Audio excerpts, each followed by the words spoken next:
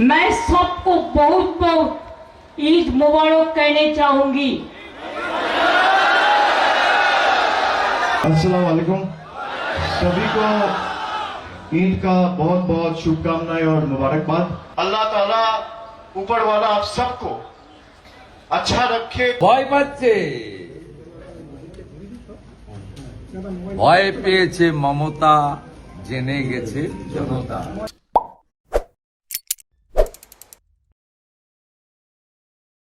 নমস্কার বন্ধুরা, আপনারা দেখছেন পারফেক্ট পলিটিক্স, সাদা বাংলায় রাজনীতির কথা। দুটো ছবি, একদিকে পিসি ভাইপো রেড রোডে গিয়ে ঈদের নমাজে হাজির থাকছেন, অন্যদিকে রাজ্যের বিরোধী দলনেতা তিনি কালীঘাটের মন্দিরে পুজো দিচ্ছেন, জয় জগন্নাথের জয়ধ্বনি করছেন। আর এই যে দুটো ছবি, এই দুটো ছবিই বলে দিচ্ছে যে এবারের নির্বাচনে কি হতে চলেছে, কি ঘটতে চলেছে।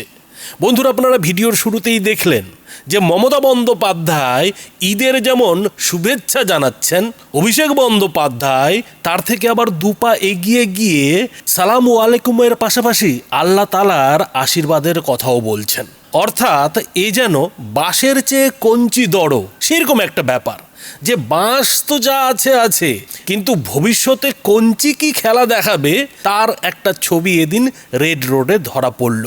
এখন এই যে রেড রোডে গিয়ে মমতা বন্দ্যোপাধ্যায়ের হাজির হওয়া, এটা তো আর নতুন নয়, এ নিয়ে নতুন করে বলারও কিছু নেই। কিন্তু এদিন ঈদের পবিত্র দিনে যে কথাগুলো সংখ্যালঘু সম্প্রদায়ের ভাইদের সামনে বললেন, এসআইআর নিয়ে যে দাবিগুলো তিনি এদিন আবার করলেন, সেগুলো কতটা সত্যি, কতটা বাস্তব। কেননা এরই মধ্যে মমতা বন্দ্যোপাধ্যায় এসআইআর নিয়ে সংখ্যালঘু সম্প্রদায়ের মানুষদের যে বার্তাটা দিয়েছিলেন যে তিনি বেঁচে থাকতে এসআইআর হতে দেবেন না, সেই বার্তা তো এতদিনে ঢপে পরিণত হয়েছে। কিন্তু তারপরেও এদিন মমতা বন্দ্যোপাধ্যায় ঈদের মতো একটা পবিত্র দিনে রেড রোডে ঈদের নমাজিদের সামনে দাঁড়িয়ে নতুন করে যে বার্তাটা দিলেন, নতুন করে যে কথাটা দিলেন, আদৌ কি তিনি সেই কথাটা রাখতে পারবেন? মমতা বন্দ্যোপাধ্যায় নিজেই আশঙ্কা প্রকাশ করেছেন যে এর মধ্যে 27 থেকে 30 লক্ষ লজিক্যাল ডিসক্রিপেন্সির কেস নাকি সমাধান হয়ে গেছে, আর তার মধ্যে থেকে অন্তত 10 লক্ষ নাম বাদ পড়ে গেছে। অর্থাৎ মমতা বন্দ্যোপাধ্যায়ের আশঙ্কা যদি সত্যি হয়, তাহলে 60 লক্ষ লজিক্যাল ডিসক্রিপেন্সির মধ্যে নানা করে 20 থেকে 25 লক্ষ নাম বাদ যাবে। তো এই যে 20 থেকে 25 লক্ষ নাম বাদ চলে যাওয়া, এটার বিরুদ্ধে মমতা বন্দ্যোপাধ্যায় কি করতে পারবেন? কেননা সুপ্রিম কোর্ট তো পুরো খেলা বেঁধে দিয়েছে। সুপ্রিম কোর্ট জানিয়ে দিয়েছে যে এরপরেও যদি কোনো আপত্তি থাকে, এরপরেও যদি কারো মনে হয় যে সে যোগ্য ভোটার, তাহলে তাকে ট্রাইব্যুনালে যেতে হবে। আর সেই ট্রাইব্যুনাল গতকাল রাতের বেলায় কলকাতা হাইকোর্টের তরফ থেকে বানিয়ে ফেলা হয়েছে। রাজ্যের বিভিন্ন জেলার যারা অবসরপ্রাপ্ত বিচারপতি, তাদেরকে দিয়ে মোট 17টি ট্রাইব্যুনাল কোর্ট বানিয়ে দেওয়া হয়েছে। আর এই ট্রাইব্যুনাল কোর্টে গেলে সেই যে 20 থেকে 25 লক্ষ নাম বাদ যাওয়া, মানে মমতা বন্দ্যোপাধ্যায়ের আশঙ্কার কথাকে সামনে রেখে বলছি, সেই 20 থেকে 25 লক্ষ ভোটার তারা কি ভোটাধিকার পেয়ে যাবেন? তাদের ভোটাধিকার ফিরে পাওয়ার কতটা চান্স রয়েছে? আর যদি ফিরেও পায়, কজন পাবে? 20 থেকে 25 লক্ষের মধ্যে খুব যদি বেশি হয় 7 থেকে 8 লক্ষ, অর্থাৎ 25 থেকে 30%। আর যাদের নাম বাদ যাবে, অর্থাৎ বেশিরভাগ অংশটা, যারা ট্রাইব্যুনালে গিয়েও নিজেদের নাম ফেরত করাতে পারবেন না, তাদের জন্য মমতা বন্দ্যোপাধ্যায় কি করবেন? তাদের জন্য অভিষেক বন্দ্যোপাধ্যায়রা কি করবেন? সেই সংখ্যাটা তো নেহাতি কম নয়। আর তার সঙ্গে আগেই বাদ পড়া ভোটার তালিকার যে নাম, সেই নামগুলো যদি যোগ করে দেওয়া হয়, তাহলে সব মিলিয়ে নানা করে ভুয়ো ভোটার বাদ দিয়ে, মৃত ভোটার বাদ দিয়ে, নানা করে 50 থেকে 60 লক্ষ ভোটার এই ভোটার তালিকা থেকে এবার বাদ যাচ্ছে। এই সংখ্যাটা বেশি বই কম হবে না। আর এই যে বিশাল সংখ্যক ভোটার, বেশিরভাগই এরা, বলতে গেলে এরা তৃণমূলের সমর্থক, মমতা বন্দ্যোপাধ্যায়ের ভোটার। তাদের কি মমতা বন্দ্যোপাধ্যায় বাঁচাতে পারবেন? এই ভোটারদের জন্য কি মমতা বন্দ্যোপাধ্যায় শেষ পর্যন্ত কি ভোট থেকে সরে দাঁড়াবেন? যে মমতা বন্দ্যোপাধ্যায় এসআইআর শুরু না করার কথা দিয়েছিলেন, সেই মমতা বন্দ্যোপাধ্যায় আজকে 60-70 লক্ষ ভোটার তালিকার নাম বাদ চলে যাওয়ার পরেও একই কথা বলছেন যে তিনি কারো নাম কাটতে দেবেন না। আর এই যে মমতা বন্দ্যোপাধ্যায়ের দিনকে রাত বলে চালিয়ে দেওয়ার চেষ্টা, এটাকেই তো বিরোধী দলনেতা শুভেন্দু অধিকারী ঢপের চপ বলছেন। আর মজার কথা হলো যে সেই ঢপের চপটা গরম গরম সংখ্যালঘু সম্প্রদায়ের একাংশ কেন বেশিরভাগ মানুষই কিন্তু গপ গপ করে গিলছেন। আর সেটা ঈদের দিনেও গিলছেন। ঈদের যে শুভ দিন, ঈদের যে পবিত্র নমাজ, সেই নমাজের পরে একেবারে গপাগপ খাচ্ছেন। এরপরেও শুধুমাত্র মমতা বন্দ্যোপাধ্যায়কে কি দোষ দেওয়া যায়? মমতা বন্দ্যোপাধ্যায় ভালো মতোই জানেন যে এই সংখ্যালঘু সম্প্রদায়ের বেশিরভাগ মানুষ এরা ঢপের চপ গপাগপ গিলবেন। তো মমতা বন্দ্যোপাধ্যায় চপ ভাজছেন। চপ যদি বিক্রি না হতো তাহলে কি মমতা বন্দ্যোপাধ্যায় কিংবা অভিষেক বন্দ্যোপাধ্যায়রা চপ ভাজতেন না? যে জিনিসের বিক্রি হয় না সেই জিনিস তো ভাজতেন না, কিন্তু সেই জিনিস তো বিক্রি হচ্ছে, গপাগপ খাচ্ছে। ফলে মমতা বন্দ্যোপাধ্যায় এবং অভিষেক বন্দ্যোপাধ্যায়রা সেটাই বারবার খাওয়াচ্ছেন। সংখ্যালঘু সম্প্রদায়ের মানুষরা বুঝতে পারছেন যে তাদের ওই ওয়াকফ সংশোধনী বিল নিয়ে মমতা বন্দ্যোপাধ্যায় কি করেছেন, তাদের সঙ্গে কি করা হয়েছে, কি বলেছিলেন, আর শেষ পর্যন্ত মমতা বন্দ্যোপাধ্যায় কি করেছেন। তারপরেও কিন্তু সংখ্যালঘু সম্প্রদায়ের মানুষ মমতা বন্দ্যোপাধ্যায়ের জয়ধ্বনি করছেন। সংখ্যালঘু সম্প্রদায়ের মানুষরা এটাও জানেন যে মমতা বন্দ্যোপাধ্যায় বলেছিলেন তিনি বেঁচে থাকতে এসআইআর করতে দেবেন না, কিন্তু এসআইআরও সম্পূর্ণ শেষ হয়ে গেল, এসআইআরের কাজ হয়ে গেল। কিন্তু তারপরেও মমতা বন্দ্যোপাধ্যায়ের রেল রোডে দাঁড়িয়ে ওই যে ঈদের শুভেচ্ছা জানানো, আল্লাহর কাছে দোয়া চাওয়া, অভিষেক বন্দ্যোপাধ্যায়ের সালাম আলাইকুম, এসব ফেক জেনেও কিন্তু সংখ্যালঘু সম্প্রদায়ের ভাইয়েরা মমতা বন্দ্যোপাধ্যায় কিংবা অভিষেক বন্দ্যোপাধ্যায়দের পাশে দাঁড়িয়ে রয়েছেন, তাকে কিন্তু ভোটে জেতানোর চেষ্টা করছেন। অথচ সংখ্যালঘু সম্প্রদায়ের মানুষের কাছে যে অপশন নেই তা কিন্তু না। তারা যদি বিজেপিকে এতই অপছন্দ করে, নরেন্দ্র মোদীকে যদি তাদের এতই অপছন্দ, তাহলে নওশাদ সিদ্দিকীর মতো একটা ভালো ছেলে তো সংখ্যালঘু সম্প্রদায়দের জন্য একটা দল করেছে। হুমায়ুন কবিরের কথা না হয় বাদই দিলাম, যারা কট্টর বিজেপি বিরোধী তারা হুমায়ুন কবিরের দলেও যেতে পারেন, কিন্তু না, তারা মমতা বন্দ্যোপাধ্যায়ের পাশেই দাঁড়াবেন, মমতা বন্দ্যোপাধ্যায়কেই ভোটে জেতাবেন। এবং মমতা বন্দ্যোপাধ্যায় বারবার মিথ্যে কথা বলছেন, ঢপের চপ মারছেন, সেই চপও খাবেন। ফলে মমতা বন্দ্যোপাধ্যায় তার যে রাজনৈতিক খেলা, সেই রাজনৈতিক খেলা খেলছেন। তিনি জানেন যে এই ঈদের শুভ সকালে রেড রোডে দাঁড়িয়ে নমাজিদের সামনে গিয়ে যদি মোদির নামে দুটো গালাগাল দেওয়া যায় তাহলে চটাপট হাততালি পড়বে, আর তিনি সেই হাততালি কুড়োচ্ছেন। এরপরে এই হাততালি দেওয়া লোকেরাই তাকে ভোটও দেবেন। ফলে মমতা বন্দ্যোপাধ্যায় জানেন যে এই দুধেল গায়েরা যতদিন তার সঙ্গে আছে, তাদেরকে যতই পাচন মারা হোক না কেন, যতই তাদের খিদেই রাখা হোক না কেন, দুধটা তিনি ঠিকই পাবেন। হ্যাঁ, দুধের পরিমাণ হয়তো কমে যাবে, ভালো ঘাস খাওয়ালে দুধ বাড়বে, কিন্তু ঘাস না খাওয়ালে পরেও কিছু না কিছু তো দুধ পাওয়া যাবে। তো সেই দুধটা তিনি যতটুকু পারেন নিংড়ে নেওয়ার চেষ্টা করছেন। আর 26-এর বিধানসভা ভোটে তাকে নিংড়ে নিতে হবে, কেননা এই দুধটা তার ভোট পুজোর জন্য খুবই দরকার। আর এইটাই যদি সংখ্যালঘু সম্প্রদায়ের মানুষরা না বোঝেন, তাহলে একমাত্র সেই ওপরওয়ালাকেই এর দায় নিতে হবে। মমতা বন্দ্যোপাধ্যায়ের কি দায় পড়েছে, অভিষেক বন্দ্যোপাধ্যায়দের কি দায় পড়েছে এই সংখ্যালঘু সম্প্রদায়ের মানুষদের ভালো শিক্ষা, স্বাস্থ্য, পানীয় জল, বাড়িঘর দেওয়ার? ফলে ভোট এলেই মমতা বন্দ্যোপাধ্যায় ওই খেলা হবে বলে স্লোগান দিচ্ছেন, আর এর পাল্টা সুযোগটা নিচ্ছেন শুভেন্দু অধিকারী। মমতা বন্দ্যোপাধ্যায় যখন রেড রোডে গিয়ে ঈদের সকালে ভোট কুড়োচ্ছেন, তখন উল্টো দিকে শুভেন্দু অধিকারী মমতা বন্দ্যোপাধ্যায়েরই কালীঘাটে গিয়ে রীতিমতো কালী পুজো দিচ্ছেন। আর এতে তো শুভেন্দু অধিকারীরই পোয়াবারও হচ্ছে, কেননা ভবানীপুরের ভোটাররা পরিষ্কার বুঝতে পারছেন যে কে কোন দিকে রয়েছে, কে কার দিকে রয়েছে। আর শুধু ভবানীপুরের মানুষ কেন, শুভেন্দু অধিকারী তো এদিন এমন একটা চাল দিলেন যে পুরো পশ্চিমবঙ্গের মানুষের কাছে কিন্তু এদিন দুধ কা দুধ পানি কা পানি হয়ে গেল যে কে কার ভরসায়, কে কার হয়ে ভোটে লড়তে চলেছে। স্বাভাবিকভাবেই মমতা বন্দ্যোপাধ্যায় এদিন মোদির বিরুদ্ধে কথা বলেছেন, এসআইআর এর বিরুদ্ধে কথা বলেছেন, বিজেপির বিরুদ্ধে কথা বলেছেন, আর অন্যদিকে শুভেন্দু অধিকারী মমতা বন্দ্যোপাধ্যায়কে সেই তালে ঠুকে দিয়েছেন। তো এদিন মমতা বন্দ্যোপাধ্যায় এবং অভিষেক বন্দ্যোপাধ্যায় এবং শুভেন্দু অধিকারীর যে বক্তব্য, সেই বক্তব্যগুলো কি বন্ধুরা ছোট্ট করে দেখে নিন। मैं सबको बहुत बहुत ईद मुबारक कहने चाहूंगी। आपका दिक्कत हो रहा है, थोड़ा बारिश हो रहा है। ये बारिश का दो दिख होता है, एक तो आपको आशीर्वाद दे रहा है अल्लाह, जितना भी मुश्किल आए ना वो मुश्किल आपको आसानी से संभाल कर लेगा। दूसरी बात ये हो सकता है बहुत सारे आदमी को नाम काट दिया एसआईआर में, जिसको लिए हम कलकत्ता से, दिल्ली से, सुप्रीम कोर्ट से, कलकत्ता हाई कोर्ट से पूरा दौड़ाया, लेकिन तब भी हम आशा रखते हैं कि लोगों को इज्जत रक्षा हो। अगर कोई भी आप लोगों के पास नहीं है तो हम बंगाल का ऑल सिटीजन का साथ, नागरिक का साथ, ऑल कम्युनिटी का साथ, ऑल कास्ट का साथ, ऑल क्रीड का साथ आप लोगों को परिवार का एक मेंबर होकर रह के आपको ये लड़ाई हम जारी रखेंगे।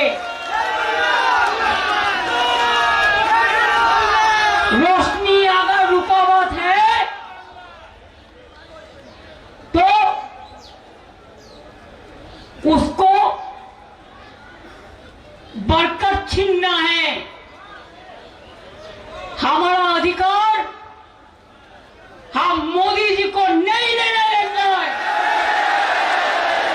हमारा एक ही काम है, अब सऊदी अरबिया जाके हाथ मिलाता है, मिलाइए। हम सब देश को पसंद करते हैं, हमारा देश को हम proud, I am proud of my India, I am proud of the world. Let this message go to the world for peace, fraternity and friendship. आप जब दुबई में जाके, दुबई लोग हमारा दोस्त है इंडिया का, आप जब उधर में जाके पूरा दस्ती मिलाता है, गला मिलाता है, तब आपका असर नहीं पड़ते हैं। वो हिंदू या मुसलमान है और इंडिया आके आप भूल जाता है। आप बोलते हैं इसको नाम कर दो, उसको नाम कर दो, ये सब इन्फिल्ट्रेटर्स है। मैं तो कहेंगे आप सबसे बड़ा इन्फिल्ट्रेटर्स है, आपका सरकार है। और आप जबरदस्ती हमारा सरकार को कंट्रोल किया है, प्रेसिडेंट रूल चल रहा है, तब भी हम डरेंगे नहीं। जो डरते हैं वो मरते हैं, जो लड़ते हैं वो जिंदगी में कामयाब होता है। सबको भेज दिया, सबको भेज दिया और कहता मकान भी छोड़ दो, सब मकान में बीजेपी का लीडर लोग रहेगा। चोर डाकू गुंडा का पार्टी है, गद्दार का पार्टी है। आई एम सॉरी टू से थोड़ा थोड़ा गद्दार भी है, जो बीजेपी के पास रुपया लेके वोट बटने का खेल में खेल रहा है। मैं उसको कहेंगे मुद्दा लाख बुरा चाहे तो क्या होता है, वही होता है जो मंदिर खोदा होता है। मैं आप सबका आभार हूं कि इस मौसम में भी आप सब आए और आज का जो पर्व है एक दूसरे के साथ आप बहुत भाईचारा के साथ निभाए। मैं अल्लाह से दुआ करता हूं कि पिछले एक महीने में आप सबने रोजे रखे हैं, आपके सबके रोजे को कबूल करे और इस बंगाल का जो भाईचारा है वो अटूट और आने वाला दिनों में भी बरकरार रखे। हम लोग जब ईद मनाते हैं या कोई भी पर्व मनाते हैं या उत्सव मनाते हैं, कोई भी पर्व और उत्सव हमें 3-4 चीजें सिखाती है। सब्र सिखाती है, भाईचारा सिखाता है, इम्तिहान सिखाता है, मोहब्बत सिखाता है। और ये 3-4 चीजें कोई पर्व का उसूल नहीं है, ये इंसानियत की नींव है और यही इंसानियत की नींव को बरकरार रखना है।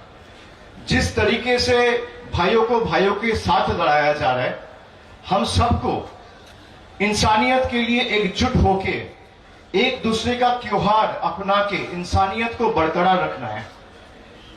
आपका त्योहार मैं निभाऊंगा, मेरा त्योहार आप निभाएंगे, यही बंगाल का कल्चर है। रमजान में राम है तो दिवाली में अली है। जिस चांद को देख के हम लोग ईद मनाते हैं, उसी चांद से करवा चौथ भी मनाया जाता है। यही हमारा देश का संस्कृति है। और जो लोग सोचता है नाम काट के बेघर करके इस देश से धक्का मार के निकालेंगे, भाई को भाई के साथ लड़ाएंगे, गर्दन भी कटेगा तो झुकेगा नहीं।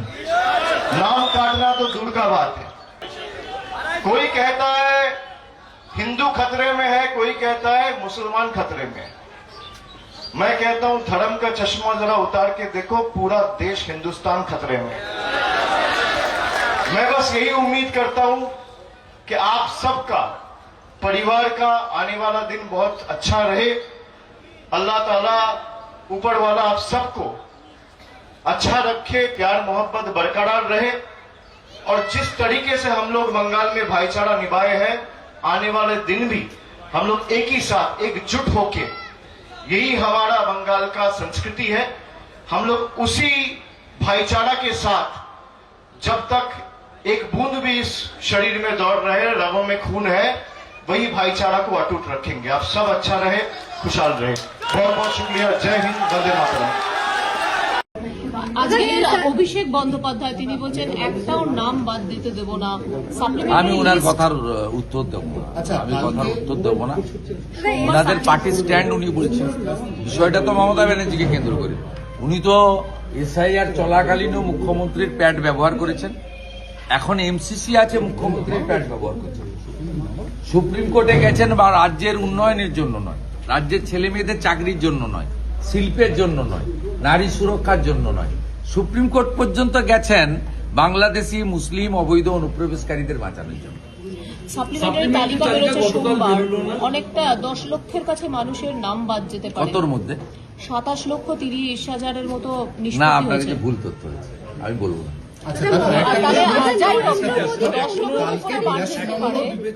যা আছে যা যারা করেছেন, সুপ্রিম কোর্টে চিফ জাস্টিস বলে দিয়েছে, আমি সব শুনবো। জুডিশিয়ারির উপরে কোশ্চেন করলে আমি শুনবো না। এর প্রভাব কি পড়তে পারে নির্বাচনে? এত লক্ষ মানুষের নাম বাদ যাচ্ছে। তারা কারা? তারা দেখাতে পারেনি ডকুমেন্ট, তার জন্য ট্রাইব্যুনাল বানিয়ে দিয়েছে, আপিল করবেন। আপনি যদি মনে করেন ইনজাস্টিস হয়েছে, আপনি আপিলে যাবেন।